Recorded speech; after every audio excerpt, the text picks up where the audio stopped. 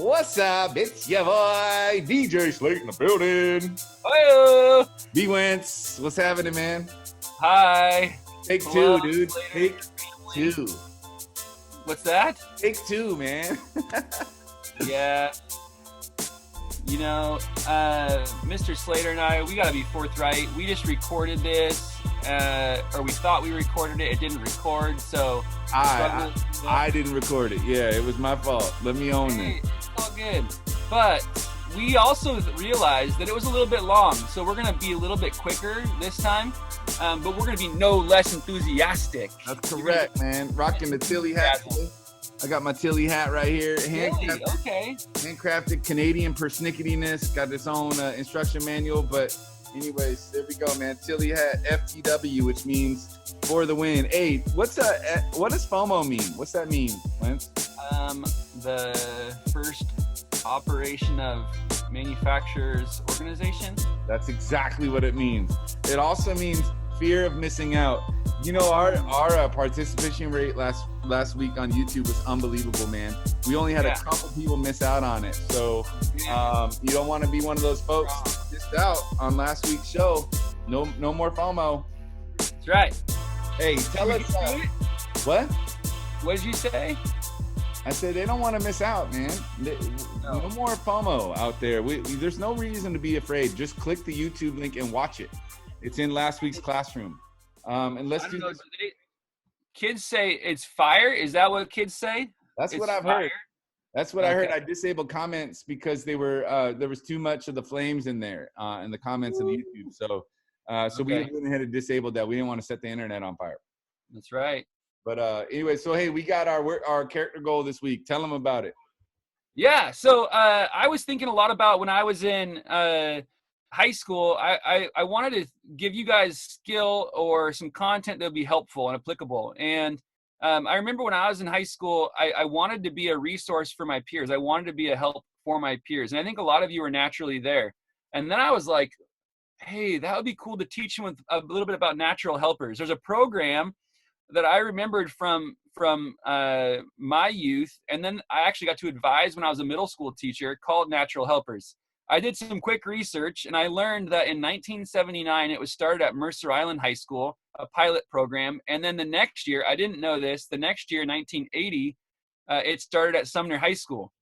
And it grew to being at over 900 schools across the United States and Canada. So we were sort of one of the pioneers for this program called Natural Helpers.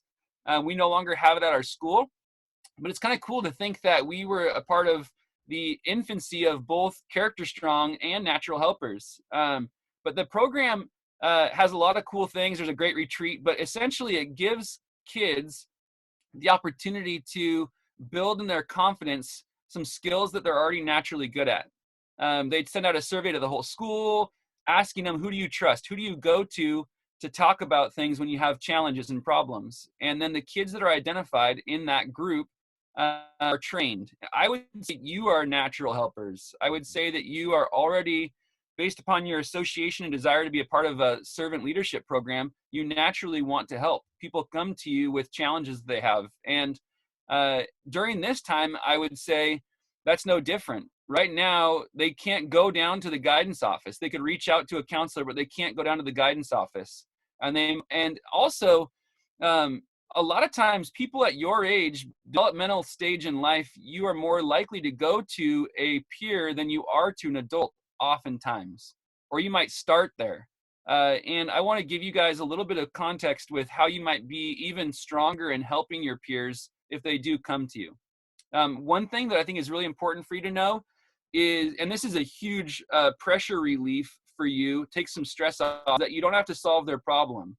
It might be the case that they're looking for somebody to solve their problem. If that's true, maybe you do try and give them a little bit of support, but oftentimes people just want someone to listen and to empathize.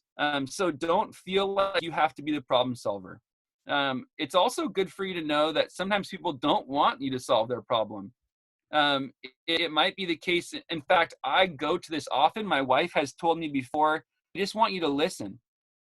I don't need you to solve the problem. And I'm okay. Good to know. Just listen and empathize. Something that you might remember from Principles of Leadership is also to try and paraphrase and ask clarifying questions. So are you saying that, fill in the blank, you're asking a clarifying question, or you're trying to paraphrase what they've just said to make sure that you understand them correctly? Those are some things that you can practice. I think it's also good for you to try and identify the feeling or the emotion that you believe they're communicating. It sounds like you're feeling pretty bored. It sounds like you're feeling pretty lonely. It sounds like you're mad. Yeah, totally. Wouldn't you be? Yeah, I would. You're right. What do you think you're going to do about it?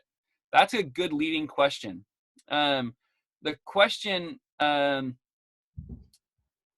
do you think you're going to do about it, is helping them come to their own conclusion.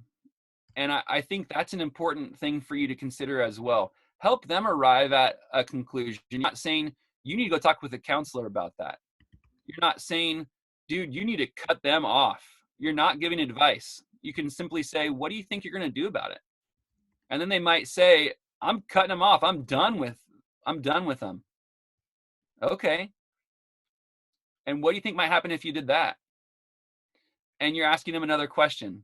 Well, I won't have to deal with his crap anymore, right? And it goes on from there. So one thing I think is important for you to do is to help them consider their own solutions. But also it's good for you to recognize and identify your needs, right?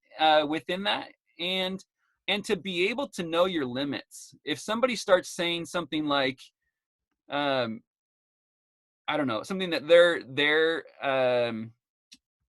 being hurt or abused, or they're thinking of hurting somebody else, you need to get them help or support, right? And that doesn't mean that it's you, but you can simply say, it sounds like we need to talk with somebody else about this. I don't feel comfortable helping you with that. And they might say, I'm not. You might even say, would you be willing to talk with a counselor? Say no. And you might say, what if I went with you, right? And you're providing support in that sense. So know your limits, and be willing to go to kind of a professional for help. Okay. If somebody says, don't say anything, don't tell anybody, but they've just said they're going to hurt themselves, sorry, I'm going to tell somebody, right? Because your life is in danger, and that's more important than you being mad at me, right? Like they need help, and it's okay to kind of breach their confidentiality to get them the help that they need. They'll thank you later, hopefully. Good stuff, man. So anyhow, in terms of a character goal, I talked a little bit longer than I was hoping to. Dang it. But I'd say for this week, I will practice my natural ability to help my peers this week by, and what might you do? And your peers might include your siblings, right? It might include reaching out to somebody that you know is, super extroverted, and hear how they're doing, because this is not an easy time for extroverts, right? It might also be the time that you reach out to somebody who is kind of struggling with different things, and just ask them, hey, how you doing? I was thinking about you. So you might practice your ability by reaching out to a certain number of people. You might practice your ability to help your peers by, just saying, hey, I'm here for anybody that wants to talk on your social media, and see what happens. I don't know what your specific and measurable goal might look like, but I think you guys will be able to come up with something that you feel is appropriate. Anything to add there, Mr. Slater? Oh, it's good, man. One thing that I learned early on as an adult is, I'm a fixer. I'm a GSD kind of guy. I like to get stuff done.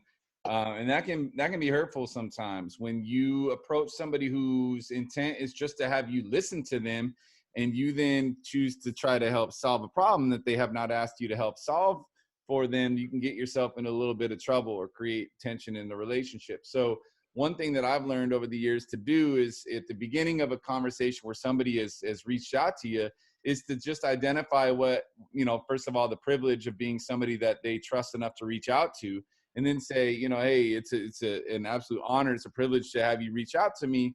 I have a couple gifts that might help here. I have the gift of listening. I can just be a sounding board for you, or I have the gift of helping you solve this problem. What would you like from me in this moment? And they'll think about it and they'll say, I think I just want you to be a sounding board. I just need some help processing through this. And that's great. At that point, you now know your job is not to help solve the problem. But if they're like, I need some help solving, well, that's when you can identify your own skills. And if what they've asked you to do, you don't have a skill set for, then that would be the time to say, I think you should probably talk to somebody who's, a little more, maybe a professional in this field. So, so that's what I got, man. It's good. Well, I don't know what we cut the time down to, but it was definitely a lot shorter than our last one. So that's good. That's good. I do want to say real quickly, you were talking about your Tilly hat. I'm pretty proud of my hat too, but I want to talk about something else really quick. If you're wondering kind of why I've got this nice, like not shade, but this nice sort of glow. It's an amazing glow. I could tell right at the beginning. Yeah, I wanted to step up my game a little bit with all these zooms and kind of go next level. I went ahead and invested in a little clip-on selfie light. And this right here just kind of takes my appearance in these videos and brings it to the next level. $10. It clips on to your Chromebook or your phone. I'm not saying that I'm gonna go start taking selfies, but I just wanted to kind of bring the glow into this Zoom, and I hope you all appreciate it. It's some glam. It really glams it up, Yeah, I think it's gonna get some rave reviews. If we turned the comments on, at least we'd get some rave reviews. We get too much fire, I think. I think you're right. We better keep them off. Too many of the flame emojis. Mm-hmm. Man, well, yeah, he's just looking lovely today, man. And send my regards to your family and to our kids out there. Hopefully, we can have a full-on Zoom call with the whole crew. Here. I'd like that. See how everyone's doing. It might be a little chaotic, but oh well, let's give it a try. So hey, attendance is something we are taking these days. We are collecting these character goals as well. I sent messages to my students here today, just went through last week's goals and just seeing how things are going with y'all out there. Had really good turn-in rate for that, which was positive, but attendance is important. So make sure you get this done so that we have contact with you. We can on Friday identify who we've heard from and who we haven't heard from. So right. Cool. And Slater's been pushing out the check-ins, but I'm reading them too. So thank you guys for your honesty and transparency there. It's been awesome. We're missing you guys, so it's been good to kind of get a little bit of a pulse on how you're doing, and I appreciate your participation there. It's good to be honest. Absolutely. Well, all right, man. We'll send them out. Y'all have a great afternoon and have a great week, and we'll see y'all next Tuesday. Later.